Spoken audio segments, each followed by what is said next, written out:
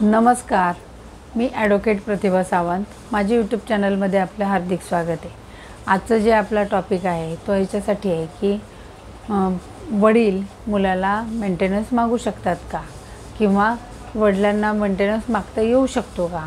तर याच्यासाठी कायद्याची तरतूद अशी आहे की सेक्शन 144 BNSS म्हणजे भारतीय नागरिक सुरक्षा संहिता याच्याखाली सेक्शन 144 हा मेंटेनन्ससाठी आहे. आणि मेंटेनन्ससुद्धा डिपेंडंटला मागता येतो. आता डिपेंडंट म्हणजे कुणावर तरी अवलंबून असणारी व्यक्ती. मग याच्यामध्ये समजा वाईफ, पॅरेंट्स आणि मुलं म्हणजे ह्या तिघांनाही मेंटेनन्स मागता येऊ शकतो. तर समजा वाईफ आहे तर वाईफला एकट्यालाच फक्त अधिकार आहे का त्या ह्याला मागायचा, पत्नीला नाही. पॅरेंट्सनासुद्धा आहे की जे ओल्ड एज पॅरेंट्स आहेत की ते डिपेंडंट आहे, त्यांना आर्थिक म्हणजे सक्षम नाही आहेत ते स्वतः मेंटेन करण्यासाठी, किंवा मुलंसुद्धा मेंटेनन्स मागू शकतात. तर हा सेक्शन हा फुल्ली मेंटेनन्ससाठी आणि डिपेंडंटसाठी.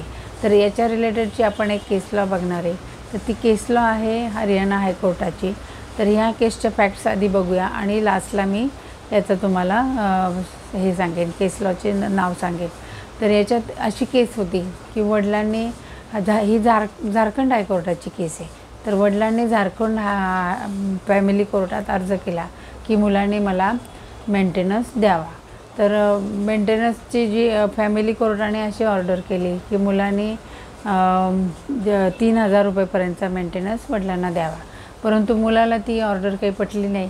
तर मुलगा झारखंड हायकोर्टामध्ये गेला आणि त्यांनी असं त्याचे आर्ग्यूज केलं आहे की समजा वडिलांच्याकडं आधी जी प्रॉपर्टी होती ती आमच्या 2 भावांच्यात त्यांनी वाटून दिलेली आहे. म्हणजे त्यांच्याकडं प्रॉपर्टी होती आणि ते आधी स्वतः मिळवते होते.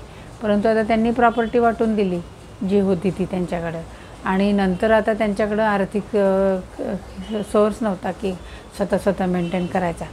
परंतु मग कोर्टाने त्याच्यावर असा निकाल दिला की ओल्ड एज जे पॅरेंट्स आहेत की म्हातारे आईवडील आहेत त्यांना सांभाळणं आणि ते सक्षम नसताना त्यांना सांभाळणं ही मुलांची पायस ड्युटी आहे. म्हणजे pious duty of son to maintain his old age parents.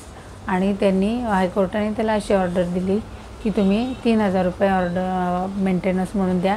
G family कोर्टाची order होती तीच कंटिन्यू झारखंड हायकोर्टाने केलेली आहे.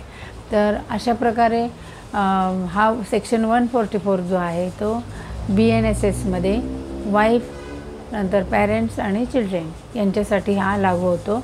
आणि या केसचं नाव असं आहे की Manoj Kumar @Manoj Sao SAO Sao Manoj Sao versus the state of Jharkhand and another's. तर असं हे नाव आहे. परत एकदा केस सांगते की Manoj Kumar @Manoj Sao versus state of Jharkhand and another's.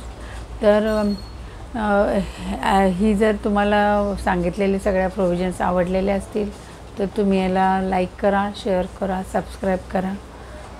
धन्यवाद.